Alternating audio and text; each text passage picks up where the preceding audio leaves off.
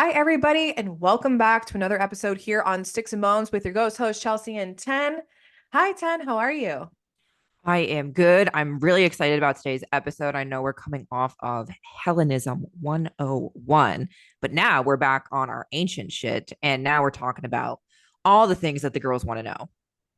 Yes, we're really coming out swinging for season three, describing the differences between superstition and magic and witchcraft. And like, what is the difference between all three of them? Because there are very significant differences, but they do kind of cross over into each other's territory. And I think, like we always say, like when we're using these terms to describe something we're doing or talking about what the ancients did, we have to understand what they actually mean.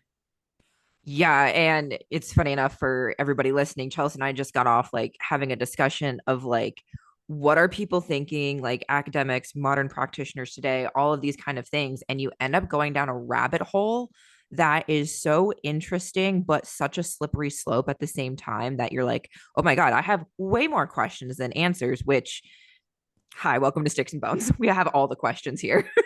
And it might actually leave you, have you with more questions than answers to anything. Like I feel like every time I deep dive on something, I'm like, okay, that answered the one question I had, but now I have 15 more. Literally this was every day of my dissertation for me. I'd be like, okay, maybe I have like a little bit of an answer, like a partial answer for this one aspect that I'm looking at, but I have a whole backlog of 8 trillion other questions that I now have that I know I'm never going to have the answer to. No, learning never stops. But before we begin, how are you doing? Like what's going on in your I'm world? Because we good. keep just like jumping into Jumping episodes because in. we're so excited because we have so much stuff and we're like, we're back, bitch, on the podcast. But what's going on? Anything new? Are you doing anything fun? Any new hobbies? What's going on? I have become a Lego goyle. And let me set the scene for everybody. So a few months ago, my sister had texted me and said, that she was like starting to get obsessed with Legos. And I was like, that's great because Christmas is going to be so easy now that I know that this is a new hobby of yours.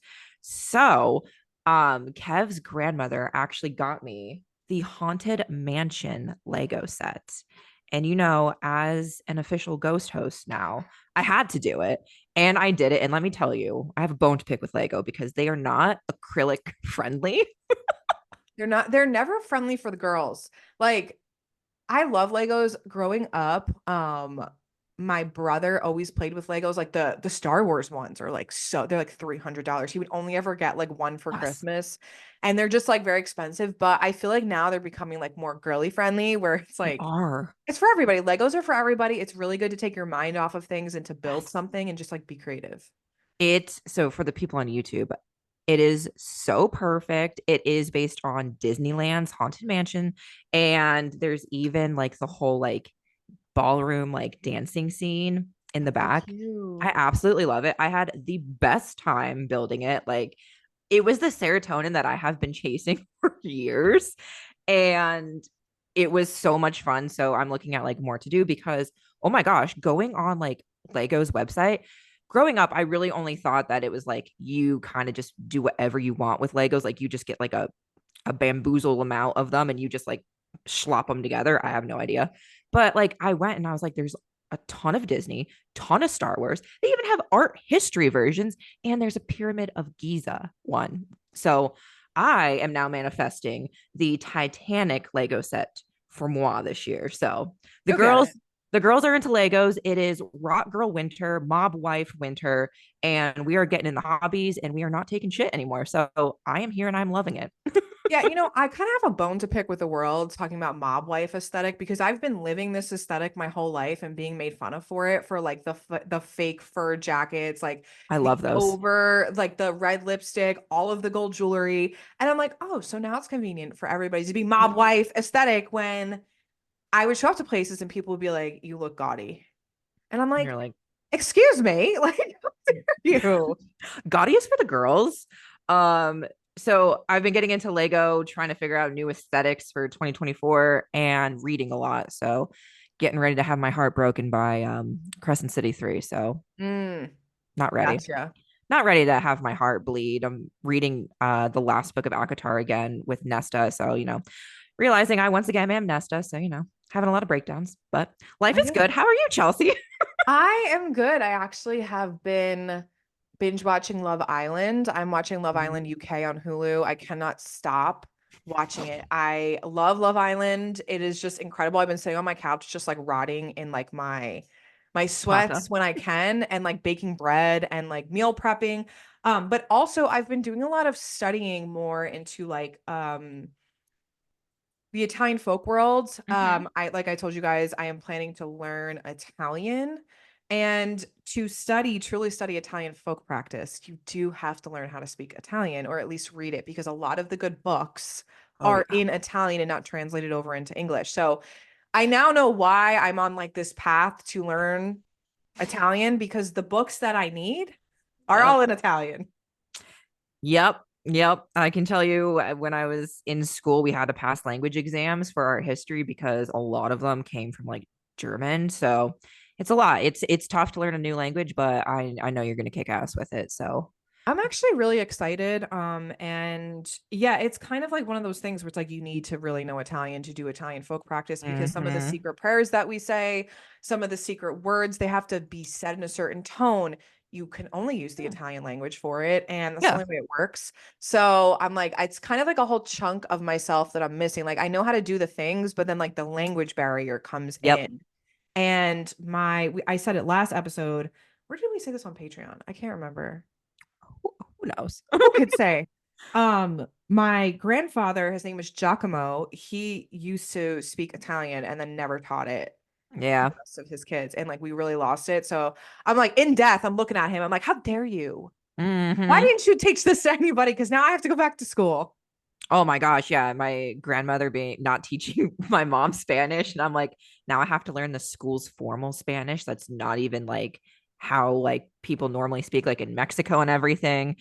Ugh, but it's so weird. I wonder if you're gonna have the same like thing that I have where I can read it and I can hear it and I like understand it, but it takes me so long to come up with what I'm going to say, try and translate it in my head, and then like speak it. Speaking is like the weakest part for me. It is for me too. I can read some of it. And then, like, my thought is if I can learn Italian, I then will be able to understand some Spanish because it's not so Yes, different. So I'm like, it's kind of like a win-win. You know what I mean? Because, like, I really know a lot it of is. Spanish. I know a lot of Spanish words. Ask me to put together a sentence, I couldn't tell you. But I can read a little bit of it. But I'm like, if I learn, and my Mm-hmm. cousin speaks it fluently, like, she's very good at Italian. But this is why I say when you're getting into folk practice, Mm. okay, it's not just like, things are missing because your ancestors didn't pass it down. You have to, it's kind of like one of those things where it's like, is it closed or is it not? It kind of is if you don't know how to speak Italian. It's like Fight Club. Yeah. So, word to the wise out there, if you're trying to reconnect with your ancestors' folk practice, it's super important to learn how to speak Italian or at least understand the things you're saying. So that's my journey this year. So wish me luck. I will tell you because I had to pass an Italian test in my dissertation, my doctoral era. Um, Knowing Spanish helps so much with Italian. Like Yes, yes, it does. I just had to formally translate like a paragraph, and a lot of them are very similar.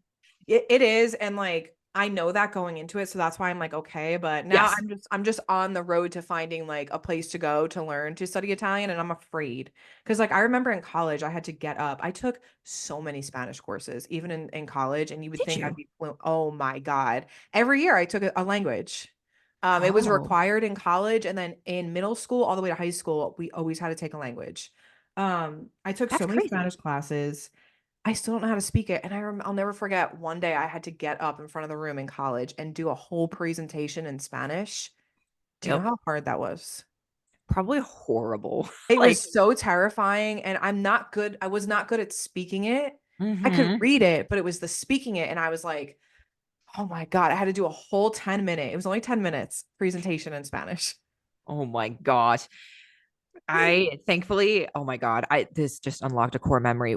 If you were an archaeology major, you had to take a dead language. So you could pick from Latin, Greek, or biblical Hebrew. So I waited till my senior year and I was like, I'm gonna do biblical Hebrew. Um, Like the hardest because one. why not? Why not learn how to read instead of like left to right? It's the complete opposite. Yeah, Let's yeah, just it is. let's just completely turn your brain upside down for shits and giggles because why not? And I remember at the end of every semester, my professor, Dr. Canal, would pull us out one by one, and she would say, like, you have to like tell me this like verse or something in it. And I would just be like sweating, like Ken, dripping I sweat. don't know why you chose that. Like, I have a lot of Jewish friends. Okay, my family friends, a lot of them are Jewish. I grew up in a very predominantly Jewish area. Okay, so like this is really funny. So my brother, he used to hate going to catechism, like CCD. And like, how old are you when you start CCD? Like 8, Oh, 10? you start like in kindergarten. Yeah, you start young. Yeah, you do, because my godson's in it right now and he's 6. Yeah. Okay. My brother would tell my mom because his best friend was Jewish and he was going to Hebrew school. Hmm. He would say to his CCD teachers, I'm not Catholic, I'm Jewish, because my brother thought that like it was easier Oh to be no. Jewish and to go to like Hebrew school. And so the CCD teacher walked up to my mom and she was like, is your son Jewish? Because like he's telling me he doesn't care about Jesus or learning about him. And this is, he's like 7. Like who Yeah. what 7-year-old wants to go to catechism? Nobody. So we laugh about it because we watched his best friend make his bar mitzvah. I think that's the appropriate one. Bar mitzvah or bar mitzvah, there's a difference. There's a difference. One's for the girls, one's for the Yeah, boys. forgive me. I forget the difference. I should Yeah. have been to quite a few. And he had to read Hebrew in Yep. front of everybody. And I looked at my brother. I said, see, aren't you happy you went to CCD because you would have had to learn Hebrew and read it in Hmm. temple in front of all these people. Like I wanted to get up and clap because I know how hard that was. Oh my God. That is literally what flashed through my mind of like when I had to go out and speak it to my professor of like, how are, because what you get your bat mitzvah, your bar mitzvah at like 13. So like, I'm like, Yes. how are 13-year-olds flying through this? And I am like struggling right now. Let me tell you, I don't know. I gotta ask my brother's friend because he's like a very good family friend of ours. I'm gonna ask him next time I go visit my brother. He lives with my brother now. And I'm just like, I remember him getting up there and he killed it, nailed it, speaking Hebrew. I'm like, Wow. geez, props. That's But anyway, this is a sick party. Jewish people throw amazing parties. I don't think I've ever been to a bat mitzvah or a bar mitzvah. Oh, they're But lit. Oh my God. When you get on the chair and they're lifting you up, it is just a whole ass celebration. I I'm love here for it. that. I A love fun it. fact now that I know Hebrew is in the, oh my God, the Prince of Egypt movie when they are leaving and they are singing and everything. I now know what they're saying. See? See, that's why you took it so that you can So specifically I in can that sing moment. along. So now she can sing along. Yeah. But anyway, props to you if you know how to speak Hebrew or you're Jewish and you had to learn because let me tell you, I didn't have to learn that in CCD and as like a 10-year-old. Damn.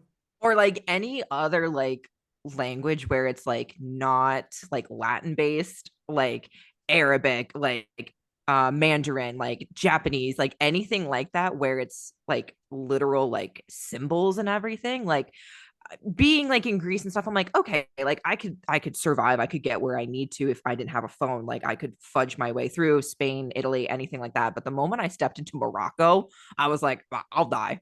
I need to put my phone on Where some is data Google right now Translate? Oh yeah, that's because like I me if will I went to die. China. Like I want to go to China and Japan and who could say? In Tokyo, I die. But we Kyoto, wouldn't die. know. And there's so many different types of Chinese and dialects and you're just like, bro, I don't I can't. I could So never. anybody who out there who's also had to learn English, like I Oh, the English English is language is one of the hardest to learn. because it makes no sense. No, it doesn't. There's always a million exceptions to the rule. Like the exception should be the rule. I know.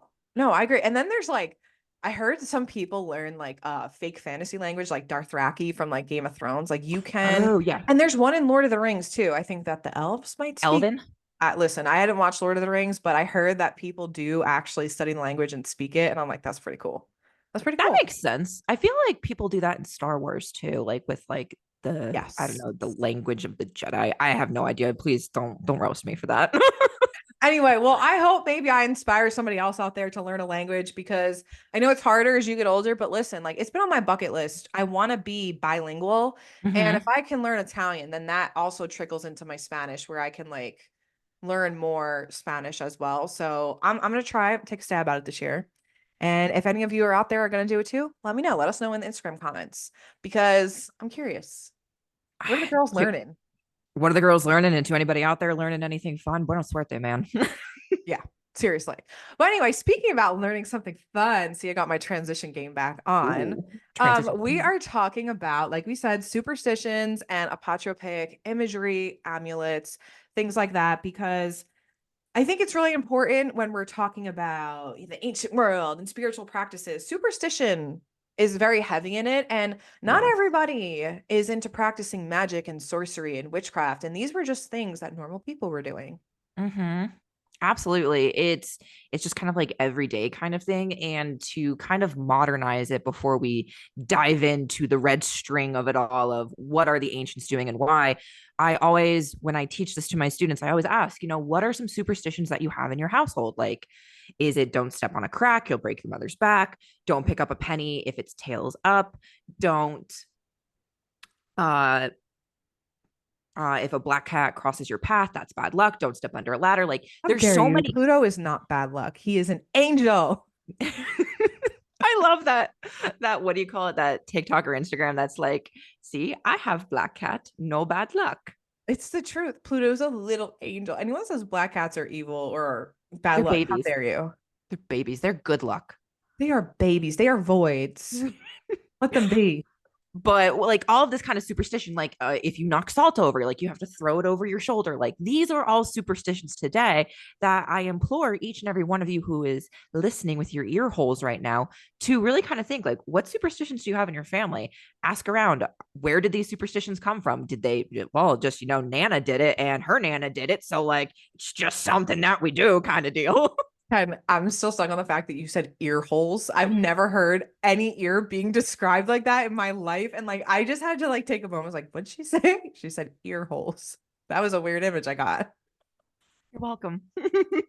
Thanks for that. But yeah, I think we did briefly touch upon apotropaic imagery and superstition all the way out in season one. Yes. This is going to be more in depth now that we're girls with more knowledge. We're equipped with the knowledge and the power. And these are things you can do as well. You just have to Mhm. understand where it's coming from and like the culture that it's coming from. But the superstitions I'm going to be talking about today, obviously, you guys know it's going to be specific to Italians and Italian folk practice, but it is something that like I am bestowing this knowledge upon you because it was bestowed upon me that you can absolutely use. So if you're not into doing witchcraft, but like you still want to protect yourself and do these things, so this is why superstitions are great.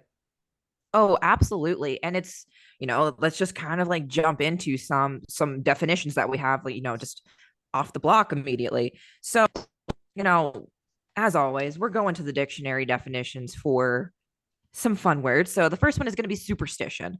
And this is the dictionary version, and I'll go into my beef after. The definition is superstition, excessively credulous belief in a reverence for supernatural beings. That sounds like a whole bunch of jibber jabber. Yeah, I'm sorry. Can you repeat that? I think I like disassociated for a second. I disassociated reading it. It didn't make any sense. So I was like, I'm not listening. Does that ever Excessive. happen to you where someone's saying something ridiculous and you're like, I stopped listening? I did that last night with Kevin. I was like, I'm so sorry. I just circled Jupiter. You're going to have to bring me back down to Earth. That happened the other day. I said something to you and you looked right at me and you were like, see, I took that in, but I heard nothing of what you said. You literally witnessed a factory reset. You were rebooting in front of to be fair, we had just finished the metaphysical store and I was giving like big brain concept ideas and you were just staring at me with this blank ass stare. Like, I heard you, but none of it clicked. All of the noises of like the early 2000s fax machine or booting up to the internet, those were the noises happening. I know. Then you're asking me to repeat it, and I go, "What did I say?" Like I don't even remember now. Lost in the sauce, man. Okay, so Go ahead. dictionary definition of superstition. Say it with me, everybody. Excessively credulous belief in and reverence for supernatural beings. What does that mean? I couldn't fucking tell you. I have a doctorate and I can't tell you what that means. It has nothing to do with supernatural beings. Like, I mean, it It, could, but like, so here's my beef. what is the I problem with this? It's so much because this to me tells me that it's only like if you have like ties to like religion where like you have divinities, you have divine beings, you have all of these types of entities or anything. But superstition doesn't just have to do with that. Like I just mentioned some modern ones. People hold their breath as they pass by a cemetery. If you tip salt over, you throw it over your shoulder. What the hell does that have to do with supernatural beings? I said this in one episode, one really terrible Italian folk one. If you are a single woman and you sweep a broom over your feet, you're destined to be a spinster for the rest of your life. That That's a is. superstition. But see, Isn't that dark? that is dark, but that is like an everyday kind of thing. Yes. Yeah, because if you're sweeping, you shouldn't sweep over your feet. But listen, I don't, and there's some superstitions that you're not going to subscribe to, and that's okay. Like some of the Italian folk superstitions, a lot of it, when I'm saying Italian folk, is originating from the ones I'm talking about are from Sicily, like southern Mhm. Italy. And some of them I just personally don't subscribe to, and like that's okay as well. There's so many superstitions. Like everyone has, there's superstitions everywhere, but doesn't mean you have to believe in them or it's going to happen to you. Correct. So after looking at this hullabaloo of a definition, I looked at kind of like what are the ancients thinking about this and like kind of creating my own definition. I also looked at the Hellenic Museum to see what they were, talking about in terms of ancient belief systems and superstitions. So for the ancients, superstition is really grounded in the belief that people had the ability to send bad luck or ill intent to others. So that's why there's superstition, right? It's because other people can send bad things your way. So you have to do certain acts or do certain things, wear certain things to kind of deflect them. And I'm not going to go into this right now, but one of those is apotropaic images or Mhm. devices. But, Chelsea, what would you say the modern definition in terms of Italian folk? What does superstition mean to you? So I want to make this very clear.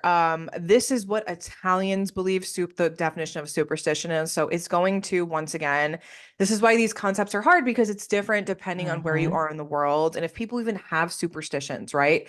Most people do. So this is I'm actually quoting Dr. Angela Puca, who is a doctor out in Italy who studies religion, archaeology, theology, shamanism, Italian witchcraft, and I really, really, if you are someone that is looking to study Italian folk, witchcraft, and magic, I highly recommend her because she does talk about like the origins of it and like the problems with it in modern day of how people are just taking it and taking it out of its cultural context. Mm-hmm. Um, one of the things, and we're going to dive into this like later on, that is kind of dangerous when you get to this kind of stuff is when you take a DNA test and it says I'm 52% Italian, so I have a right Yeah. to take from Italian culture. That's not how this works. Like, I just want to make this very clear when we're diving into it. Knowledge can be bestowed upon you for you to Mm-hmm. use, but for you to just take it and just say, because I have 0.2% Sicilian, I now have a right to do Italian folk practice. Not how that works. So I highly recommend you look at her stuff and her videos because she talks about this, Yes. because it is sort of appropriating and taking from something in its own way. Mm-hmm. Does that make sense? Yeah, I mean, to kind of take it out of like spirituality just for like a hot sec, if you take something archaeologically out of its context, you're losing so much. Right, right. That's what I'm saying. Like, there's so much more than just it's a cultural concept, Italian folk practice. It comes from the people of Italy. So I know I'm kind of like derailing this, but I think this is important because I am talking about Italian culture today. Okay. Um, Yeah.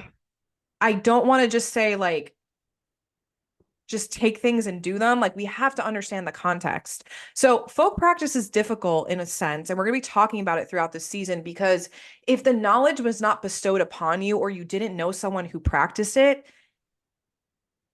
it's not really there.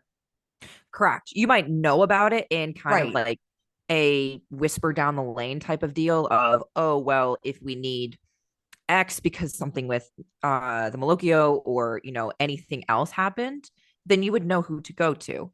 But it wouldn't be, oh, let me whip out my book about what to do for this.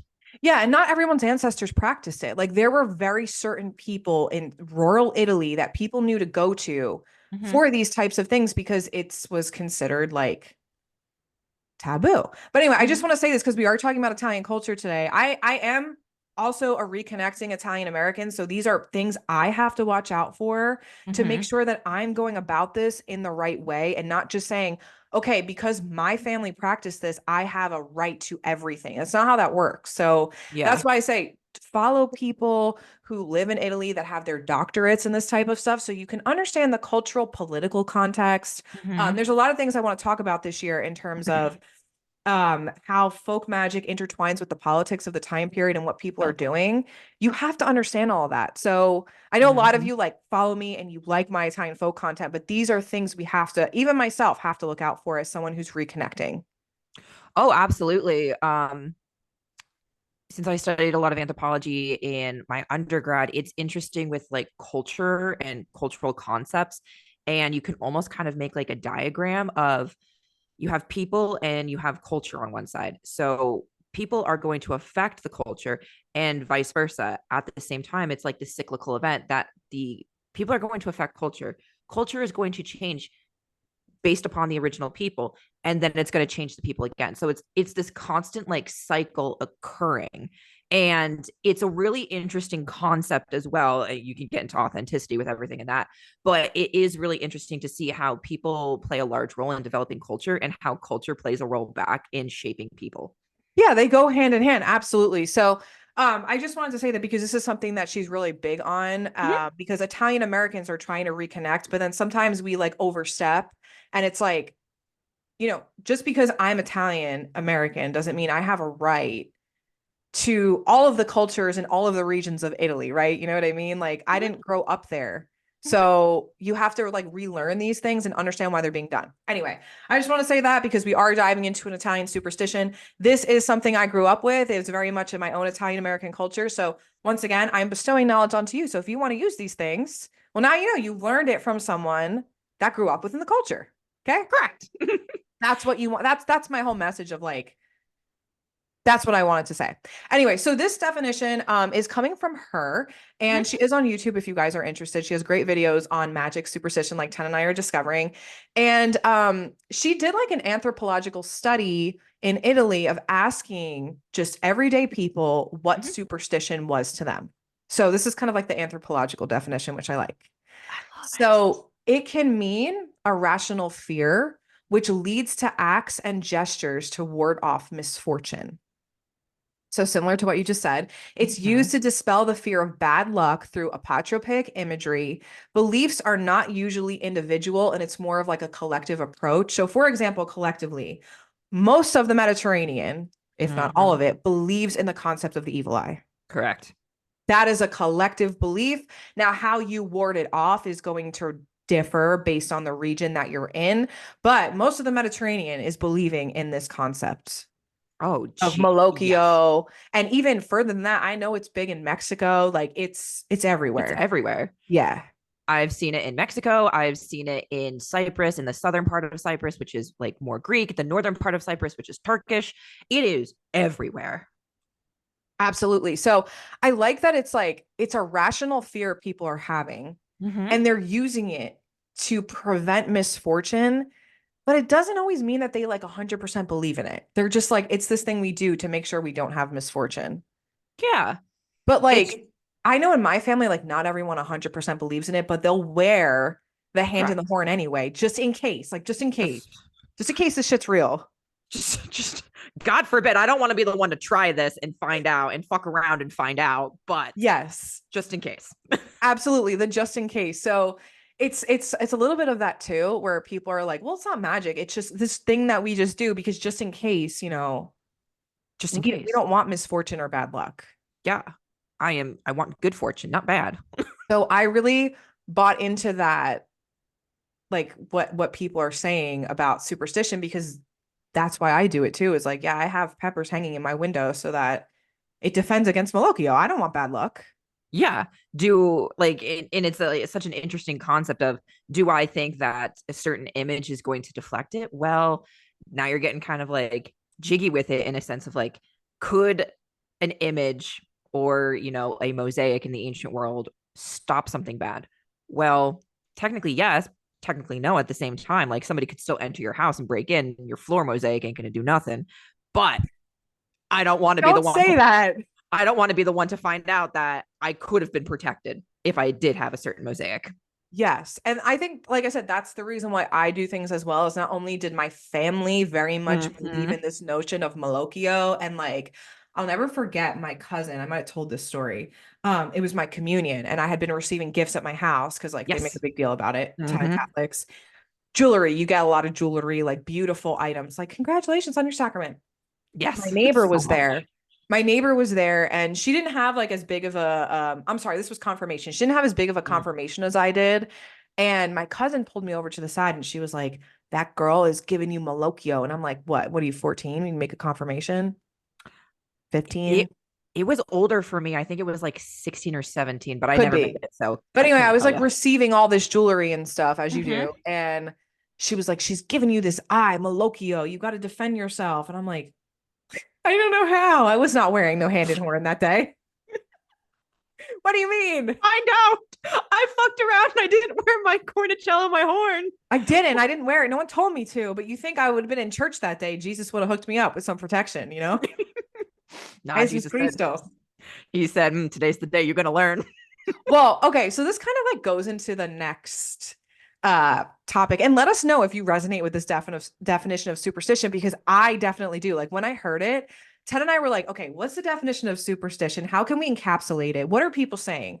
And it's exactly how the ancients viewed it. It's like we're doing this because we don't want bad luck or misfortune, and that's why we do it. I absolutely love that. Like Yeah. that to me, like her definition, like one, I never doubted her for a second. Like this woman knows her shit.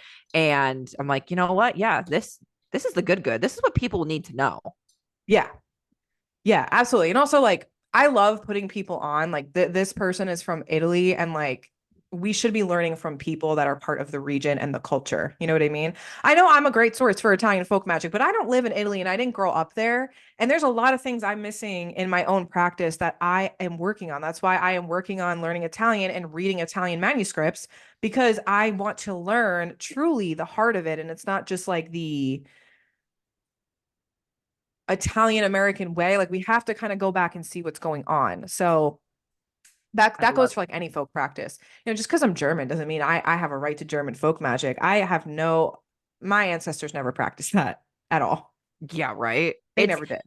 It's so fascinating. But once again, that's why we say, listen to the people who have, degrees listed after their name. Oh yeah, they study this. And I really do think anthropology is a huge part of it. I know we talk about archaeological and historical facts, but like the study of anthropology itself is like Ten just said, culture's influencing people and people's also influencing culture. And it's all like this mess of like Mm-hmm. what's going on.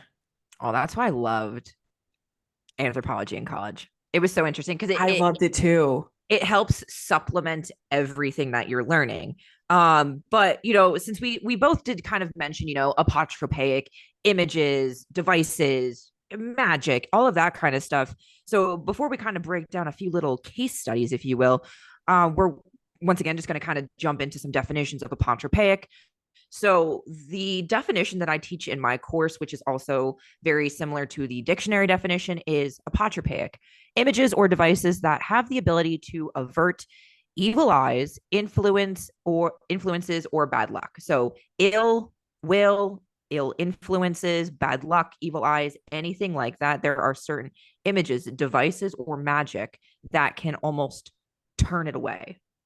Yes. And there's a ton of things. I mean, we So just much. like not to boost our own store, but we just launched that Cerberus protection and warding candle. And the whole concept, which Oh, comes yeah. with instructions, by the way, behind the candle we're selling in the store, which we're going to be doing a restock, is it has a is it a mosaic or Oh, we're going to talk about it when we get to the front door okay, case. you know what? So let me, you know what? I'm gonna shut up. I'm gonna shut up. I'm getting ahead of myself. But we do sell this in the store and it's based in something ancient that we can do and use today as long as we're understanding the historical context. We're not just doing it just because we're doing it because we understand why. Mm-hmm. Important. So anyway, let's talk about protection amulets because I have quite a few. Um, Yes. so I want to talk about what Italians are doing to protect themselves from the evil eye. And this extends over into Italian Americans that are descendants. A lot of it's going to be from southern Italy. A lot of migrants came over from southern Italy. I know a lot of you would probably have descendants from southern Italy. So there was like a huge migration happening, and it Mhm. was mostly people in the south. So there's three of them. So there's the cornicello, which is known Mhm. as the horn. Okay. And it is a pepper. Yes. The cornuto, corno, or cornicello is an Italian amulet of ancient origin. Corno means horn, and cornicello means little horn. These names refer to a long, gently twisted horn-shaped amulet worn in Italy to protect against the evil eye. Now, they used to be horns of animals. And Yes. we've gotten away from that a little bit. And now, like, I have a gold, I have mine on today. You'll always see me wearing these three symbols that I'm going to discuss. I have a Mhm. gold one, and it's kind of like modernized into like a Mhm. golden horn that's a little bit more sustainable versus getting them off of animals, unless they're like ethically sourced. But that's what most people are wearing. Mhm. And then we have the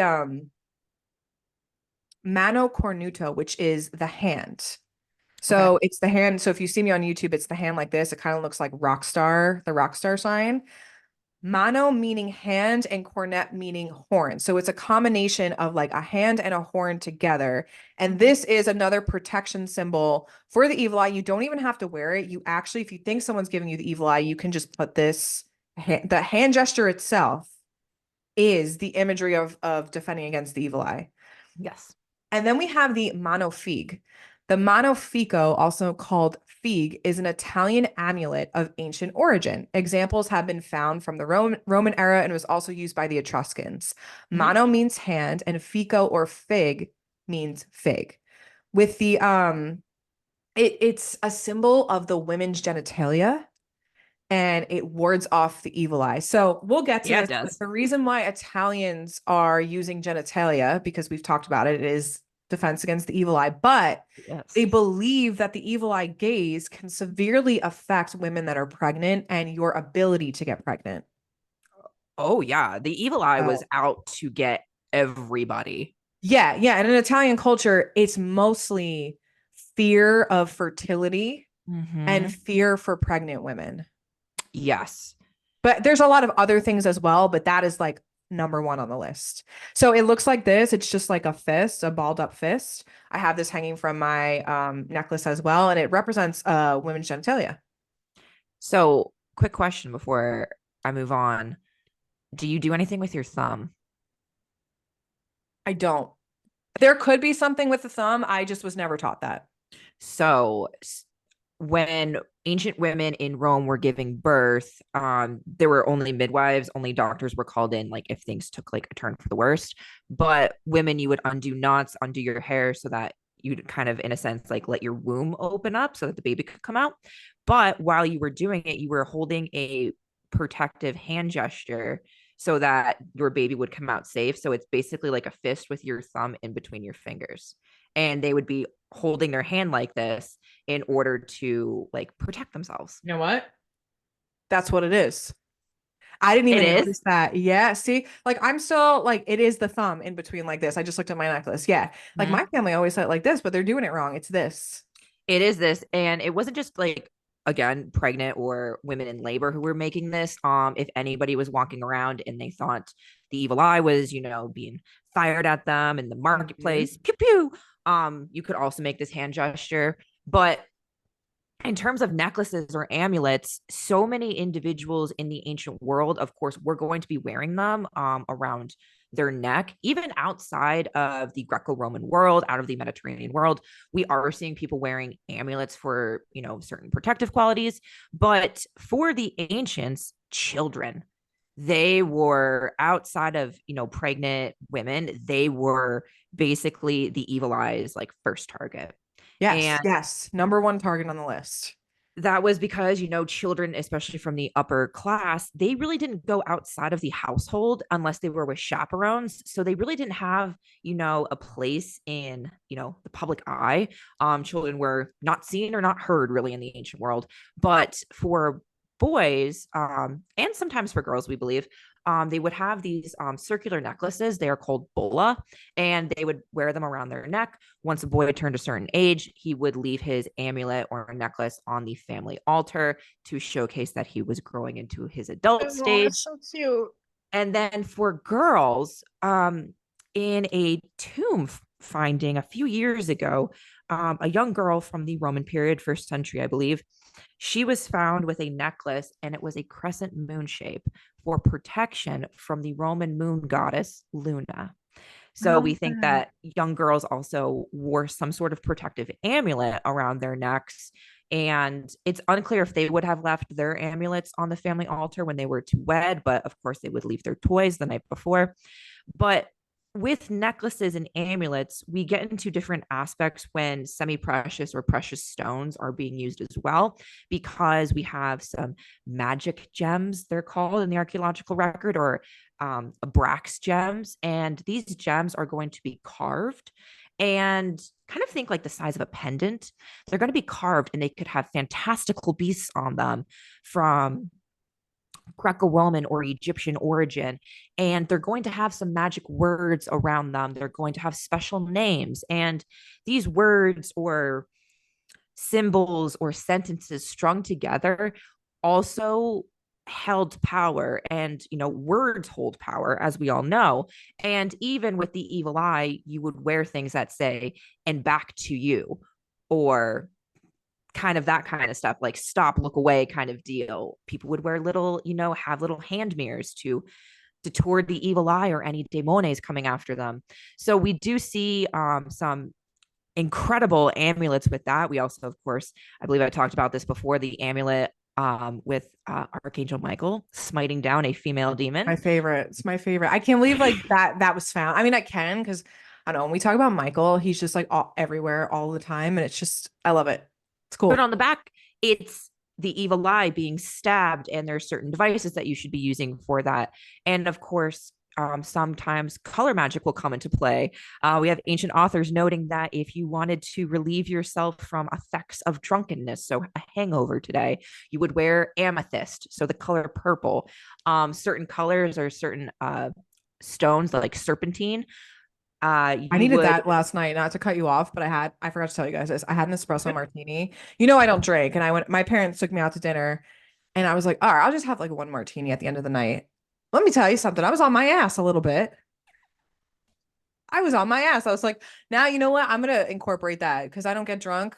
But when I do have a glass of wine, I'm a little tipsy. I gotta wear amethyst. Yes, I'll and report back. serpentine or other types of stones were thought to have qualities to protect you from scorpion stings. So some of these are going to be coming from Egypt, where that was a little bit more rampant.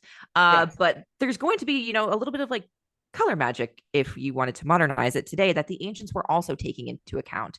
So when I teach students about amulets, I also ask them, what do you wear around your neck? A lot of them will answer, I have a saint medallion, I have just a charm, my initial locket from my grandma, a cross, Star of David, you name it, they have it. And I will ask them after that, why were you given this? And it takes them a few moments to answer, and they'll come back with, oh, well, it was a present, it was a gift. And I say, well, why was it given?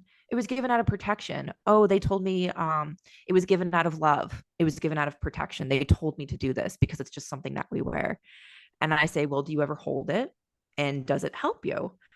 And some of them, like, they're shocked faces when I have them like think about this. They're like, when I hold whatever my charm or pendant is, it does calm me down. Like, I do feel protected. I do feel X, Y, and Z. And I'm like, that's why the ancients did it too. Absolutely. And I'm gonna back to your point when you were talking about how children were wearing these amulets. There's something that we do in my Italian American culture that I was telling Ten because it's just really funny. So backstory, there's a lot of okay, so the hand in the horn and the manofiga. Some people in Italy do not wear these things because they think it's like demonic, depending on like Mm-hmm. how super Catholic and traditional you are. Some people do not agree with this and they think like, well, just God's going to protect me. So Mm-hmm. this is something we do in church, okay? When a baby is going to be baptized in my Italian family, the first thing you gift them is a hand in the horn. and they wear it on the day of their baptism. They wear it around their neck in church and they get baptized by the priest in it. And I'm just saying, like, it's just this like weird thing because it's like, okay, technically, right? It's just like God's supposed to have your back, and we're not supposed to be going to these like, once again, is it magic? Is it superstition? Like, you know what I mean? We're not supposed to be doing these other things. Yeah. But in church, you'll find a lot of Italian, and this stems from Italy, obviously, but in my Italian American family, every baby, I actually have mine still, gets gifted the gold hand and horn. I love that. Yeah, we it's like something we do. It was passed down, and it's funny because I was talking about it with my parents yesterday, and my dad was so upset because he lost his hand and horn. I'm like, well, his chain broke, and I guess he like got rid of it, and I'm like, it did what it needed to do. It protected you Yep. from something. So now he's like, well, now I need another one. I feel like I don't have anything, and I just bought my brother a horn for Christmas, and he like wears it all the time, and like, it's just funny because like babies get them. Oh yeah, I absolutely love it. Like when we went to Italy a few years ago, we went to Naples and everything was horns this, horns that. And it was interesting. I was talking with somebody, forget who, but we were talking and they were like, yeah, the horn used to come from like a bull and everything. And I was like, oh, that's interesting. And then I went on like a nerd rant. But even like the symbol of like the horns and everything is very, Mediterranean in a sense.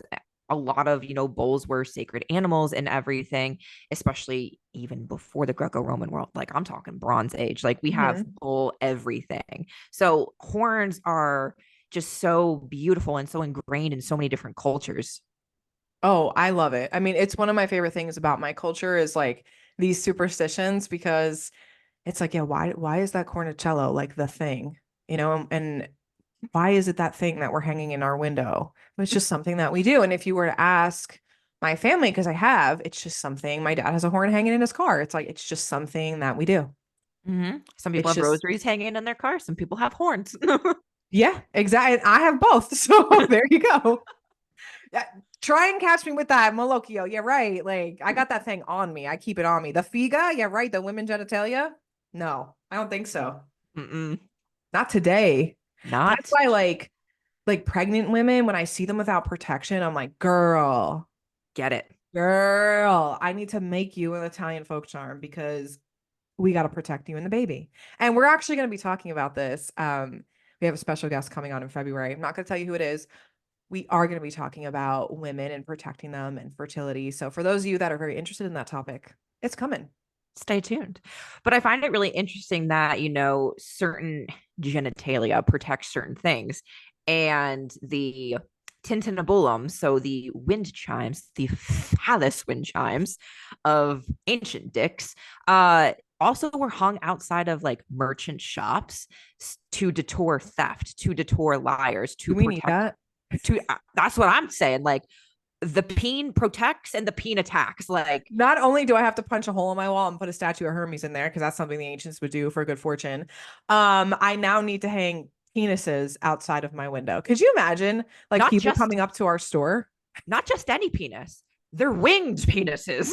I am here for the wind penises. Oh my God. Penises are like so ugly. It's like that's the last thing I want to see. I mean, it's so funny. Like, Jesus, if you ever get a chance to go to Naples, anybody like go to the Naples Archaeological Museum, there's like a whole room of just phalluses. And you It's so have weird. the ancient divine figure Priapus, who is just a man with this massive schlong like out. And it's just like, wow. I know. And I feel like in modern day, like nudity is just like, it's like, oh, why are you showing that? But like to the ancients, they're like, look at this ancient penis protecting my house. And it's like, hey, I mean, I think we have to hang ancient penises outside of the I wind think we penis. do. It's for protection. Should we They sell it? Should we sell it for the girls? I mean, oh my gosh, in Ancient Greece, wind penises. before we moved to like the front door and everything, in Greece, there's so many different like phallus tchotchkes, like tourist gifts Yeah. and everything. Even in Cyprus, I remember going to Nicosia and there were like shops there and it was just like penis bottle openers, penis soap, penis this. And it's also like good luck, fertility, like that kind of stuff. And I was just like, man, this is crazy. And of course, the ancients had, the seventh grade humor that we still have today. Because when you see a penis, we blush and we giggle because it's funny. Yeah. And laughter, loud noises also deterred the evil eye. So the evil eye is coming up on you, penis them, and the evil eye is like, that's Pull funny. your I'm gonna go pants back. down if you have a penis and go, get away, evil eye. I got that magic phallus.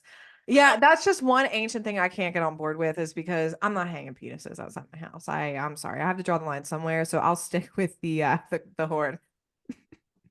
I'll I stick know. with the cornicello. I know. I'm like, what could I do? What could the I already girl feel crazy do? enough. Like, if you guys understood how my house, like the stuff I have hanging from my window and door, because we're gonna talk about doors now. Mm-hmm. One thing we do in Italian folk is, and you guys can do this too. We hang braided garlic, okay, and Mm-hmm. pepperoncinis from the dried pepperoncinis from the doorway. So I have like peppers all over my house. Like you come in here, it's nice decor, and bam, you look at my door, and it's like, be gone, demon. Get out, Because you wench. yeah.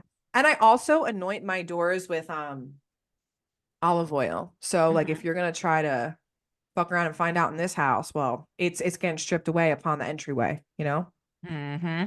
Yeah, right. Entering my house with that kind of energy. I don't think so. So that's what we do here. I'm sure there's a lot of other superstitions, but these are the ones that just I personally do and know of, and it seems good enough for me. Oh, I mean, doorways, thresholds, they're so like public in a sense that I mean, you have to protect it. That's entry point number one for people, evil eye, evil spirits getting in. And to the ancients, they also had this same idea of, why are you putting certain things on your doors? Are you keeping your door, half open, half closed? If you have like a storm door, like I have a glass door in my back door, like I'll leave it open so I see things outside, but like nothing can come in kind of deal. But this, in the ancient sense, like the threshold, the doorway, this was the most unsafe area of the household. And this was where individuals of the household, so the domus sphere, you moved into the unknown, right? You can control everything in your household, but the moment you step outside, it is feral central and truly anything can come after you. And it could be unfamiliar or even dangerous. And individuals must cross this boundary carefully between the private home to the unknown outside. And to do so, to make sure that they traveled outside safely, they left their household with their right foot first. That's a good idea, and I might start doing that because I also agree too, like the doorway is the most important part of the house. Like I take care of my door more Mm-hmm. than probably anything in this world, like whether it be washing it, re-anointing it, re-protecting it, adding things to it. I even have a Gorgon head by my door. On Mm-hmm. top of all that, I have a Gorgon head. Because I'm just Just in like, case. fuck around and find out just in case it gets through those two layers. I got Medusa's head. You know what I mean? Like, Kapow! pow, deal with that. So, like the ancients, and if you didn't step outside with your correct foot, like one, they believed that their whole day was like bad luck, ill intention, anything like that, or they would actually go back to bed and almost restart their day to ensure that nothing bad was going to happen. And they would also do almost like a purification of sorts when they re entered their home so that they wouldn't bring any outside or unwanted influence in there. And the entrance to the ancients could also have been easily barricaded. So think of doors that open from like the top half. And that allowed people to only have a little bit of access. So, to the listeners out there, do you keep your door open? Do you keep it shut? Do you have a half door? Do you have a window? Like, what's going on? And you might need to think about, protection if you want to follow the ancient way. So, of course, for doorways, there could be apotropaic imagery, which includes the evil eye, phalloi, and of course, dogs. I love So this. this brings me to what Chelsea was talking about earlier with the Cerberus candle, and the imagery on it actually comes from a house in Pompeii, and the imagery is a mosaic found in the threshold of a house. And this is a black dog. He's chained up, he's got a collar on, there's, I believe, an axe or a shield, there's some sort of weaponry in the scene as well. And in other homes in Pompeii, we have more black dogs. These are seen as protectors as well. And I always ask my students, if you have a dog, what happens when somebody knocks on the door, rings your doorbell? What happens? they lose their They goddamn mind. bark. Yeah, yeah. If they're not like fully trained, yeah, they bark like crazy. And they're alerting you, right? So it's almost like a security system. They are letting you know, hey, somebody's at the door. What do we do? Kind of deal. And the ancients kind of thought the same thing. If I put a mosaic of a dog, if somebody comes in with ill intent, well, this is going to alert me. It's like a security system. And in some mosaics, we actually have in Latin, and next to the dog, next to the image, beware of dog. So it's almost like a no trespassing kind of deal. It's extra protection that you're also having in your threshold. I mean, it makes sense because like tips for people that like live alone. Mm-hmm. Some people just have the beware of dog sign in the window just to scare people from coming into Yeah. their house. You know Yeah. what I mean? But back to the candle. I want to make sure I talk about this because I'll forget. Mm-hmm. So that is the inspiration behind the candle in the store. We literally have an image that was from an ancient person's home of the dog with the, we don't know what's behind it, right? It's some sort of weapon. It's a weapon. I want to say it's a spear. I can't think of the image right now. I'm No, gonna it's pull it fine. up. It's fine.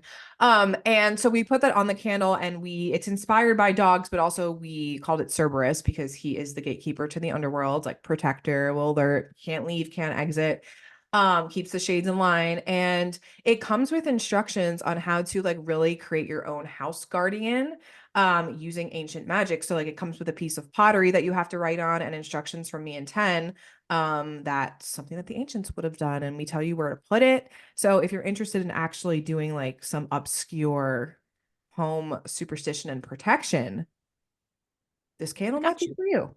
I really like it. Like it's just, and it's so cool knowing that like this is something that the ancients done and like I'm doing it too. No, absolutely for sure. So the image also includes a spear with a shield as well and a double-headed axe, which I don't know if double-headed axes were actually used in Rome. So might just be like sacred or religious because I know that they are in the Bronze Age. We don't have any archaeological evidence that they were used as weapons. So weapons are also just good imagery to have like near your threshold doorway. They offer protection as well. If you pay attention to our necromancy episode, you'd see that, Odysseus carried a sword because in case you need to tell the ghost to back off. So, as someone who can see and hear spirits, I wear a sword around my neck. A lot of people think it's a dagger, a cross, actually, which is kind of funny. You might have seen it. It is a gold, like a gold sword that I hang around my neck because obviously I'm a little bit more sensitive to spirit than most people. And I'm not trying to have something follow me home, like have a good day. You know what I mean? So I wear Absolutely. that for protection. And then another thing I forgot we do in Italian superstition, specifically in folk practice, is scissors. My great Aunt Jean used to have scissors above her doorway. She would always Mm-hmm. tell people to open the scissors, they cut through the evil eye. Um, Another thing that some people do is they sleep with scissors under their pillow, to cut through the evil eye. So I feel like someone's coming after you or Malocchio is present, it's cuts through it. So that's another big thing too. I know not everyone's gonna put scissors above their doorway. It's be careful. You know what I mean? Careful. And Oh if my it falls God. on the person walking through your door, well, maybe they're the problem. Yes, Yeah. absolutely.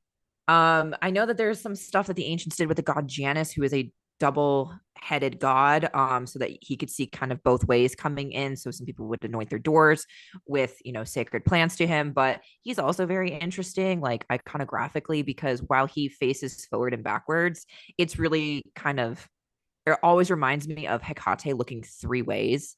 So the ancients were loving anything that could look in every direction because they needed that extra protection. Well, the archangels, they face their true form, north, south, east, and west. They're four facing. And then they, depending on the accounts that you read about the archangels, and then they do show up as human beings, but their true form is the four cardinal directions. All the eyes. Terrifying. I'm have a good day. No thanks. Please, Saint Michael, don't show up that way. I'm good. I would Be rather not afraid. I'm very afraid. I am scared of something that's four facing. Okay. I am, that's something you don't want to be. I'm not messing with that. It's like the swirling vortex of terror. No, thank you.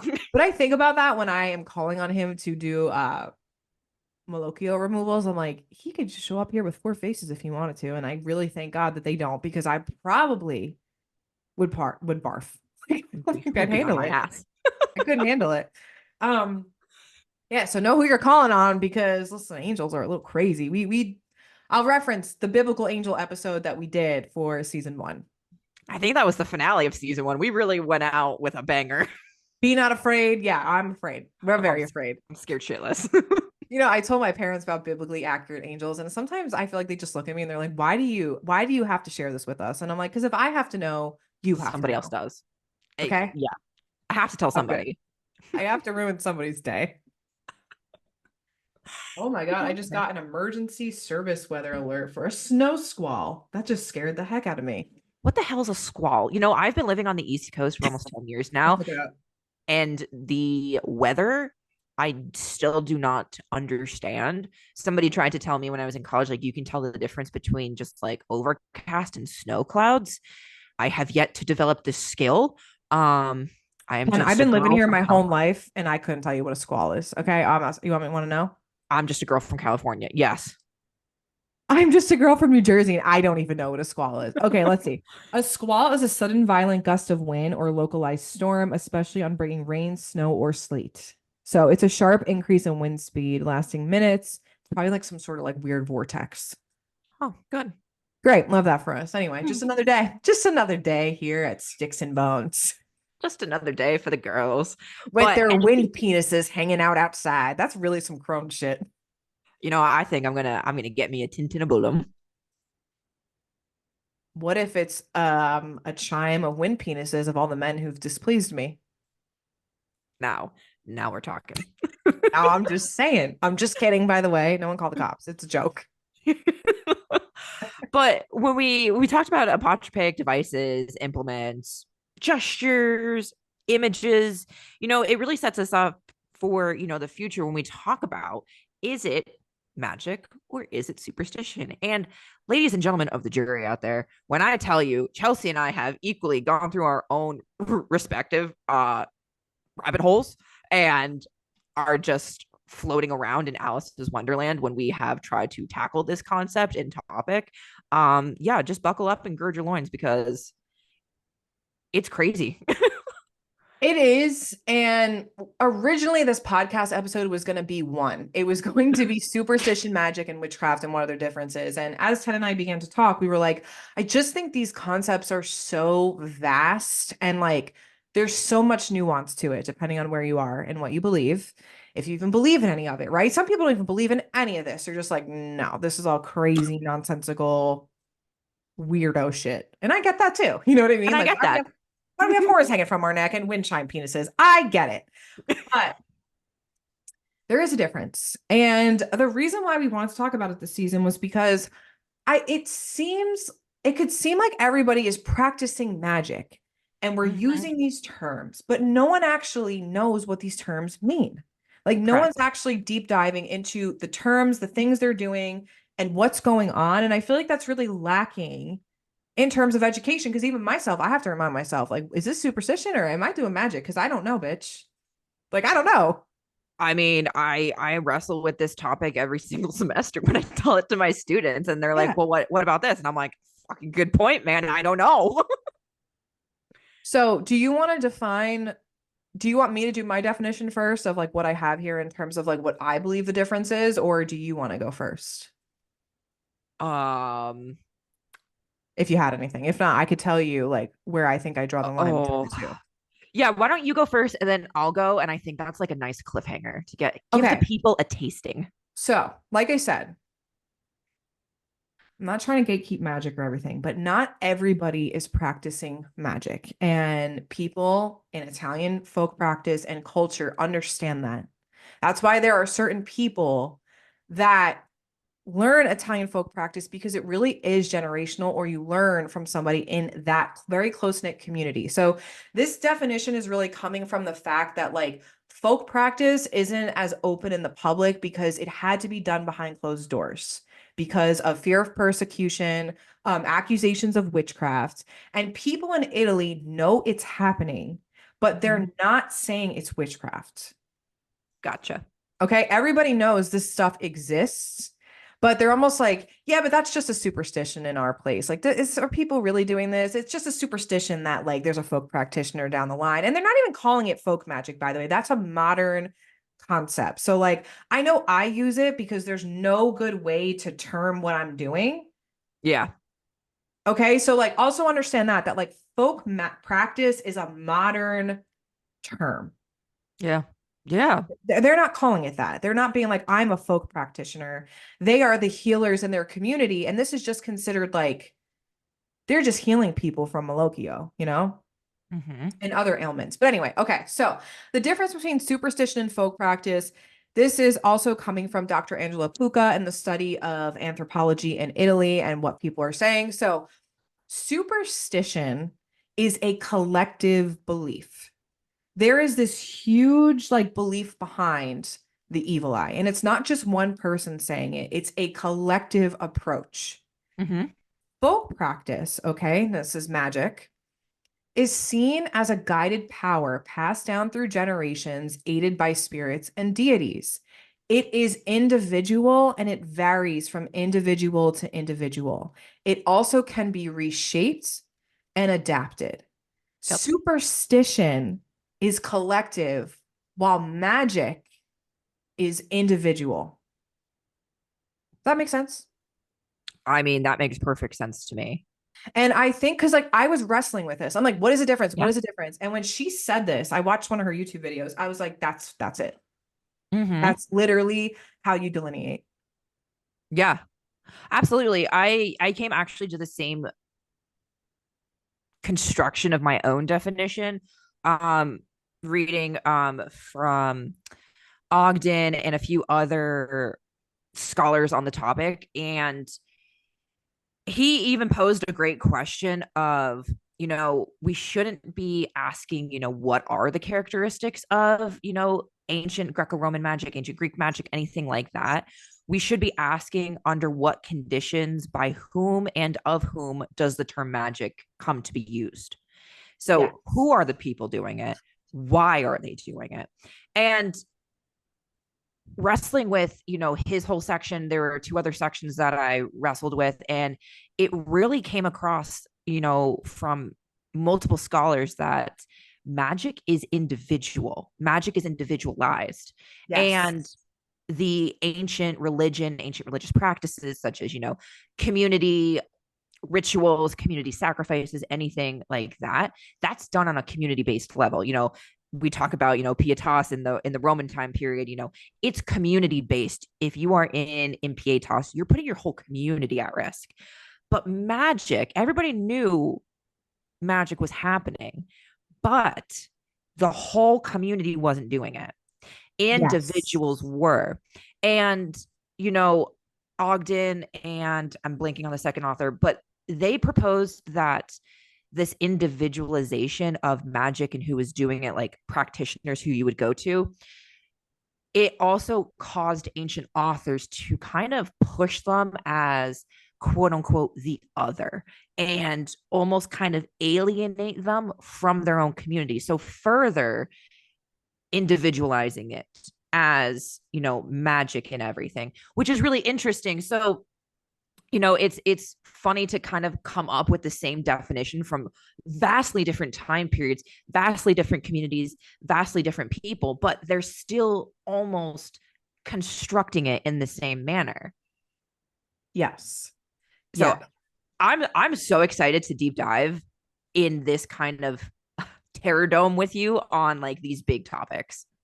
Me too. And like I said, I'm going to be coming at it from like the folk standpoint. And it's like, Mhm. is folk practice, is it magic? Or is it just like our saints and these spirits within Mhm. Catholicism working through you? It depends on how people are looking at it Yes. because it just depends. As I always learned from my anthropology professor, it depends is a perfectly fine answer. As long as you can say it depends and here's why. That is the best Yeah. answer sometimes you might have. And, I think it's also okay to answer that. And, that's a perfect answer in my opinion. Yeah. I mean, really quickly, like I'm also going to be looking at how the Catholic Church is looking at Italian folk practices and like how are they deeming it? And like there are some sources on this of like, well, priests are performing exorcisms, but practitioners, or the signature is what they're calling Italian folk people, are also performing exorcisms. And it's just like the belief and power of saints and gods working through you. So is that even magic? I don't know. Yeah, there's so many different questions of, does certain things fall under magic? Is a magic an umbrella term? There's so many different aspects. So we will be, of course, deep diving in this topic um later on this season. And yeah, we want to hear from you guys about like what do you guys have like a dividing line? Where does your Venn diagram cross over, if you will? And what are your own personal definitions? Any final thoughts before we wrap this puppy on up? Not really. Oh, actually, yeah, one thing. Sorry. I'm like, not really, but yeah, actually. Um, look out for drops in the store. We have one more, I think we have a chthonic drop happening, and then we are gearing up for Valentine's Day. So the Siren and the Sorceress will be coming back in February. So mark your calendars. We're gearing up for Valentine's Day. And yeah, we have a chthonic restock happening. Cerberus, that candle is being restocked in the store. Keep with us on Instagram at Styx and Bones store so you can see all of our restock dates. We are a boutique thing. We don't make a vast amount of candles because of the nature of the ancient magic around them and how we're spelling them. So mark your calendars. We have more coming out. And yeah, I think that's it. That's all I have. That's it for the girls. We have so much coming out this month, this year, this season. Don't forget to like, subscribe, comment, join us on Patreon. We got a lot of cool shit going on over there. And with that being said, as always, stay spooky and stay curious, and we will see you guys the next time. Bye. Bye.